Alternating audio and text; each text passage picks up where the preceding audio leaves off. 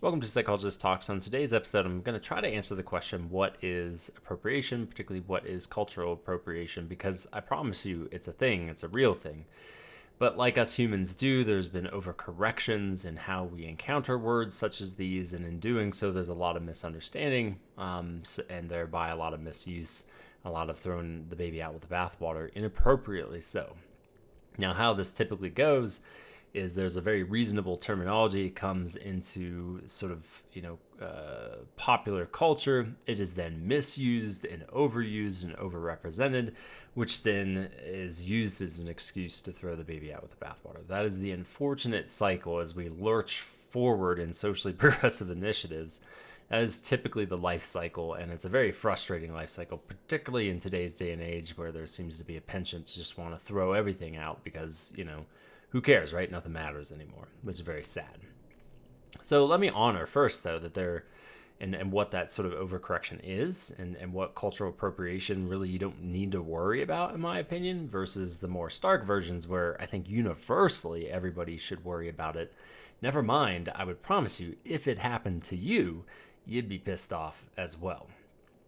So appropriation is almost like a kind of social cultural version of plagiarism. That's like an oversimplification, but it's this kind of notion or this idea, generally speaking, that there's something from another culture that you like and you take it and you don't really give credit to the original source and go like, this is where I got it from. Majority cultures are notorious for this. This is just kind of part and parcel to how majority culture works, because they're usually the majority culture is surrounded by minority culture. And, quite naturally, there are things that are attractive across different cultures, and there's a taking of it. And that in of itself is not a bad thing, right? It's a sharing of ideas. By virtue of having a diversity of people around us, we're going to be influenced. And that has nothing to do with appropriation, right? So if you do something that's not from your unique culture and you learn from another culture and you adopt it in some sort of way and at least have a sense of like, hey, this wasn't originally mine, but I really appreciate it, I really like it, that's not appropriation, right? Like, that's not something to be ashamed of or ashamed about. And anybody who tries to tell you otherwise can go bugger off. I mean, it's just a wildly inappropriate use of the term. It would suggest, ironically, that like diversity is not to be honored, and that we shouldn't intermix and intermingle because, heaven forbid, we're going to like learn things from one another and take things from one another, right? Like, that's ridiculous. Like, don't listen to those people. There's no utility, no use in that. The other way that it has been used, and I think sometimes I will even admit to overusing it, is like when we kind of stereotype or we create like a caricaturized version of something that's in front of us, right? So there was this like Reddit video once. I don't know. I think it was making the rounds now, but I don't think it. I can't remember if it was an older one as well. And it's just Reddit. It just resurfaces the same things every few months.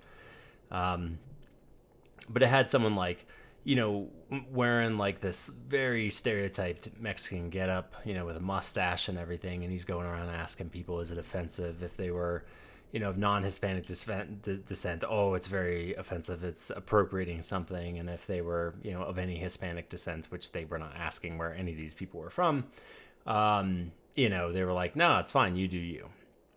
What was underneath that, right? He was talking like costume and stuff like that. What's underneath that is that there are absolutely people who take these caricatures of culture and take it in as their own, but they do it in like this assholey douchey way.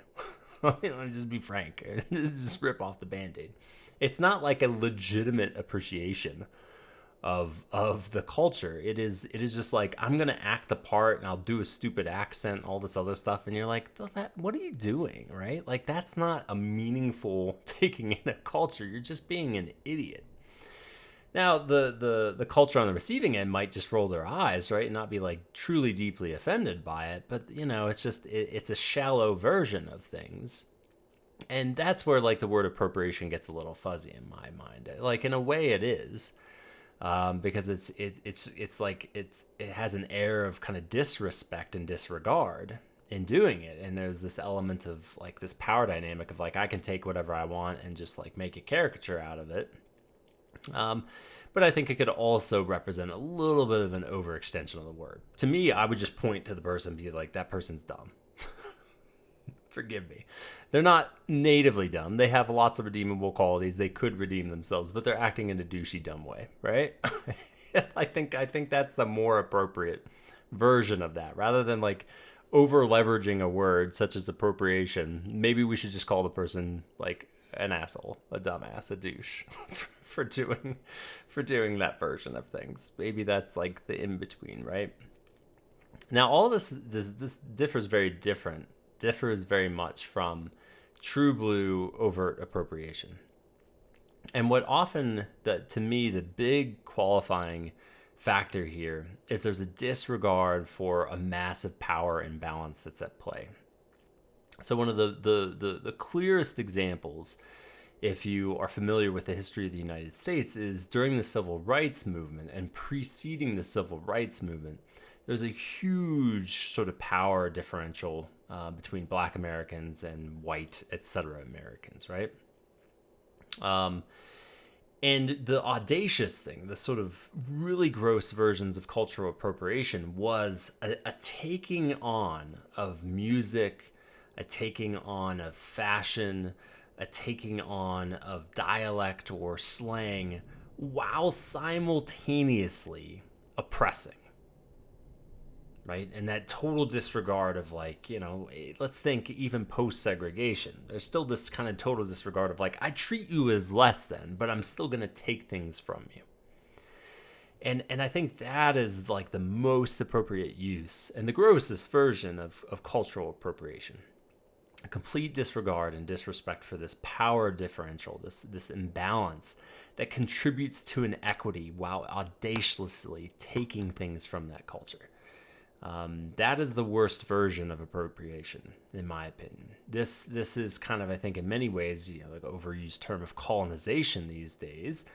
But, early colonizers, the colonizers of the world, very notoriously England, but there were ones well before that as well, were these people who would come in and take over and then appropriate things from that culture, but that culture would be under their protection, sure, but they would also essentially be oppressed and not be treated fully like an equal citizen. Now, we can get into the weeds there. I'm sure there were benevolent people in these posts and set to rule certain areas that maybe did a far better job at really integrating and assimilating and kind of accommodating around that kind of stuff. But by and large, it was like, I'm going to conquest you, and then I'm going to take the shit I like, and we're going to ride around all fancy and be like, look at all, how cultured and how worldly we are, while we disregard and push you out.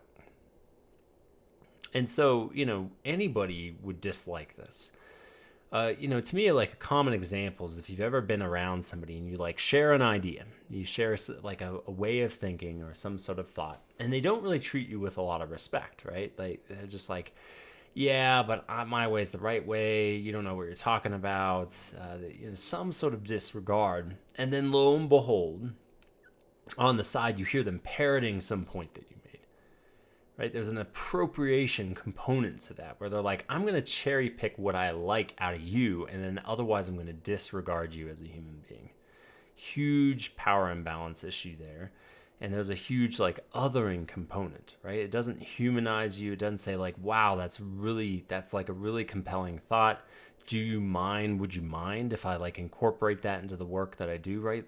It just disregards you. You were less than human, and now suddenly this person gets to take something that originated from you and claim it as their own. Right? Nobody would like that. Nobody would like that. And that's what we're talking about here. And it's not always that direct, right? Sometimes they will disregard everything that you say, but then there's some way that you're operating, and then they start operating in that way, and then they get promoted at work for operating that way. You're like, the hell? They're pretending. They took that from me. And meanwhile, they treat me like a piece of crap because, say they're a manager and they're getting promoted. They just used me. They stepped on my back. I mean, that's the experience of this unhealthy version of cultural appropriation. And so the remedy is quite simple. Again, don't listen to folks who say you can't take things from other cultures. by virtue of being around each other, we're relational creatures. We will rub off on one another. How you hear me talk and how you hear me think and is an amalgam of people I have met and various ideas, right? Like some of them are self-generated, but I promise a huge portion is this like intricate web of people and ideas that I've been exposed to. And so like that's human. That's a productive thing. And then when we think about like a truly global economy, one not riddled with war and bullshit, is one where aspects of culture are shared and celebrated. But heaven forbid we recognize where we're getting them from and name that. I mean, we don't have to like plaster on our foreheads and be like, now I want you to know before you taste this or do this thing, like it wasn't from me originally, right? We don't need to like, in some sort of guilt shame based way, just have it plastered everywhere of like, this is all the stuff I got from other cultures. But we can at least mindfully, intentionally, and when we have a position to kind of speak to it, say, and appreciate where we got something. Like, yeah, I lived over in this other country and there were a couple things that I brought with me and I really wanted to incorporate in my life, and I'm incredibly grateful for that, right? If someone was to ever ask, like, why do you do that? Well, let me tell you where I got that from. That's not appropriation, right? That's just sharing of culture. That's a good thing. That's a positive thing, and nobody should be mad about that. The person who bequeathed the culture to you, nor you yourself for taking that on.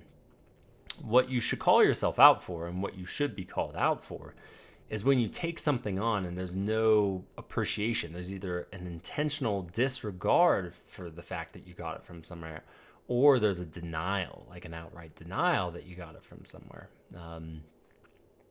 And especially when it's just like here's another trigger word for a lot of folks on the right.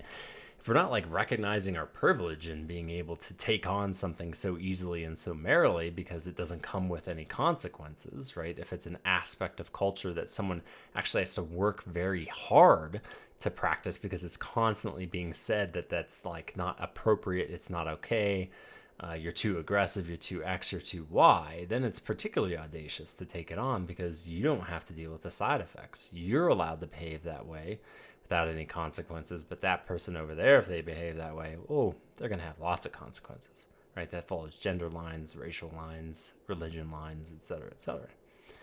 So just like think a little critically. Appreciate like what it's like for other people to practice some aspect of their culture. Try to like understand where it comes from, what the purpose of it is before you take it on.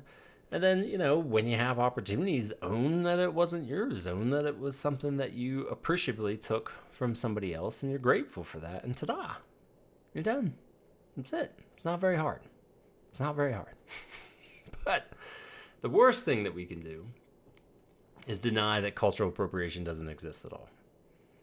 Like, it's human nature. We steal from each other without recognition. It's a really kind of dirty underbelly side of humanity. I don't care where you're at. We're going to keep doing this to one another.